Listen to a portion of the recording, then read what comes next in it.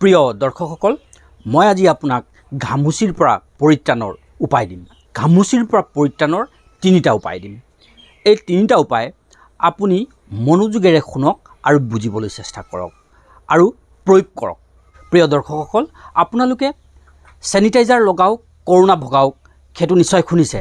কিন্তু আজি মই আপোনালোকক চেনিটাইজাৰ লগাওক, কৰোণা ভগাওক সেইটোতো কমেই, কিন্তু মই লগতে ক'ম যে চেনিটাইজাৰ লগাওক আৰু ঘামুচি ভগাওক। এইটো চেনিটাইজাৰ, এই চেনিটাইজাৰটো আপুনি আপোনাৰ শৰীৰৰ য'তেই ঘামুচি হৈছে সেই ঘামুচি হোৱা জেগাত এই চেনিটাইজাৰটো বা এনেকুৱা যি আপোনাৰ ঘৰত চেনিটাইজাৰ আছে সেই চেনিটাইজাৰ আপুনি ব্যৱহাৰ কৰিব পাৰে। আৰু সেই চেনিটাইজাৰ ব্যৱহাৰ কৰি আপুনি তাতে হাতেৰে অলপ ৰাবিং কৰি দিব, হাতেৰে অলপ তাতে মোহাৰি দিব, মালিচ কৰি দিব। তেতিয়া মালিচ কৰিলে আপোনাৰ সেই ঘামুচি আপুনি 2 মিনিটতে সেই ঘামুচিৰ পৰা আপুনি পৰিত্ৰাণ পাব।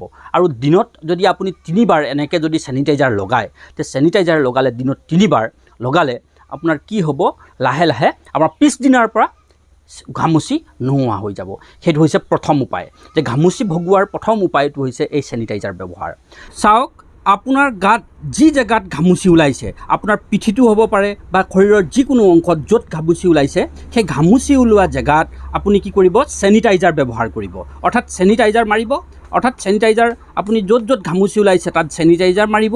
আৰু চেনিটাইজাৰ মাৰি হাতেৰে সেই চেনিটাইজাৰ মৰাৰ জেগাত, অৰ্থাৎ ঘামুচি ওলোৱা জেগাত তাত কি কৰিব, হাতেৰে মালিচ কৰিব। অৰ্থাৎ হাতেৰে সকলো জেগাতে অলপ ঘঁহি দিব, মালিচ কৰিব, ৰাবিং কৰিব। যে হাতেৰে মালিচ কৰাৰ আপুনি 2 মিনিটৰ পিছতেই আপুনি আৰাম পাব।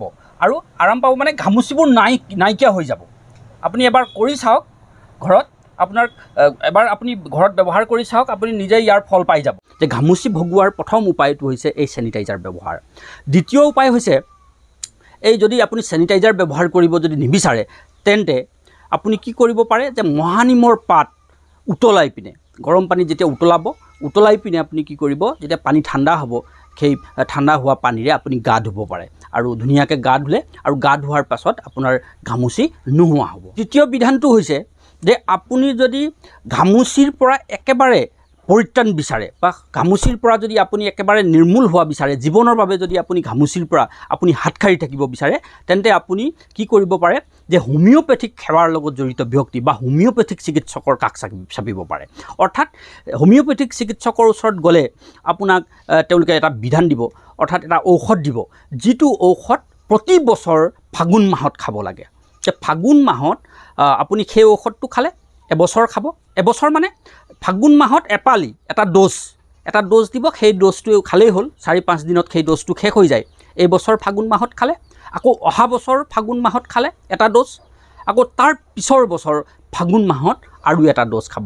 মুঠ 3 বছৰ, প্ৰথম বছৰ, দ্বিতীয় বছৰ, তৃতীয় বছৰ, এই 3 বছৰ যদি আপুনি হোমিঅ'পেথিক যদি সেই ঔষধটো আপুনি যদি খায়, তেন্তে তাৰ পিছত আপোনাৰ বৃদ্ধলৈকে, বুঢ়া হৈ যোৱালৈকে, বুঢ়া হৈ মৰি যাব, তথাপিও আপোনাৰ কেতিয়াও জীৱনত গাত ঘামুচি নোলায়। গতিকে মই আপোনাক আজি 3টা উপায় দিলোঁ। প্ৰথম উপায় দিছোঁ যে চেনিটাইজাৰ লগাওক আৰু ঘামুচি ভগাওক। দ্বিতীয় উপায় দিছোঁ মহানিমৰ পাত গৰম কৰি উতলাই সেই পানী ঠাণ্ডা হ'ব আৰু সেই পানীৰে গা ধুলে আপোনাৰ ঘামুচি নাইকিয়া হ'ব।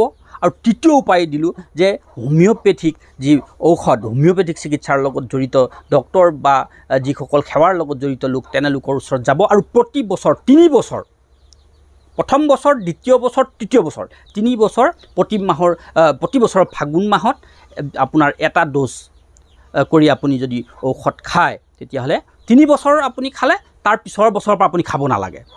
গতিকে সেইটো যদি প্ৰয়োগ কৰে, তেন্তে আপোনাৰ ঘামুচিৰ পৰা সম্পূৰ্ণৰূপে আৰোগ্য লাভ কৰিব।